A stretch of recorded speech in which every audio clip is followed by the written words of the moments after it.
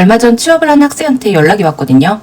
오랫동안 준비를 힘들게 해서 취업을 했지만 자신이 원하는 곳이 딱 아니기 때문에 여러 가지 고민이 된다라는 이야기를 했어요. 대부분의 학생들이 막상 취업을 하게 되어도 회사의 안전성이라든지 업무에 대한 고민, 그리고 향후 진로에 도움이 될 회사인지의 여부 등의 많은 부분에서 고민을 저에게 이야기를 하고 있습니다. 취업을 하는 학생들마다 대부분 비슷한 이야기를 하고 있고, 저 역시 이에 대한 고민을 함께 하면서 학생들의 향후 진로에 대한 고민을 안 할 수가 없었어요.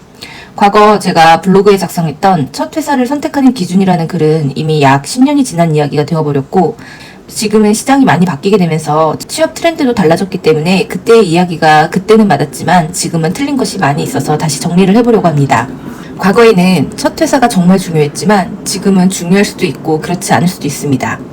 과거 제가 작성했던 글에는 첫 회사의 중요성을 강조하는 이야기들이 많이 있었어요. 특히 회사에서 배울 수 있는 것이 있는지 이런 것들에 대한 이야기들이 있었는데 지금은 이야기가 많이 달라졌습니다. 약 10년 전만 하더라도 그래도 지금만큼 취업이 어렵진 않았거든요. 정말 크게 달라진 특징을 이야기를 한다면 회사에서는 대부분 경력 있는 신입을 찾는다라는 것입니다. 이 모순된 단어가 생긴 것도 최근 몇 년 사이이고 유명 기업에서 면접을 보고 온 학생들이 대부분 하는 이야기는 경력이 없는 신입은 저밖에 없었어요. 저는 안 되겠죠? 이런 이야기들을 많이 했었거든요. 그럼에도 희망을 갖게 이야기를 해주고 싶었지만 여지없이 경력이 없는 신입에게는 유명 기업에서는 기회를 주지 않았습니다. 우선 중요한 것은 회사들이 원하는 경력 있는 신입이 되는 것입니다. 과거에 저는 첫 회사를 좋은 곳에 입사를 해야 한다고 강조를 많이 했었는데 하지만 그 좋은 회사들은 기회조차 주지 않는 것이 지금의 현실이기 때문에 이 말은 틀렸습니다.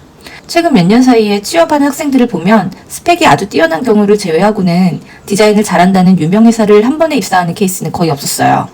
대부분의 학생들이 첫 회사를 입사한 뒤 환승 이직을 통해 점프를 했고 결국에는 자신들의 실력을 인정받아서 원하는 회사에 안착하는 경우가 꽤 많이 늘었기 때문입니다.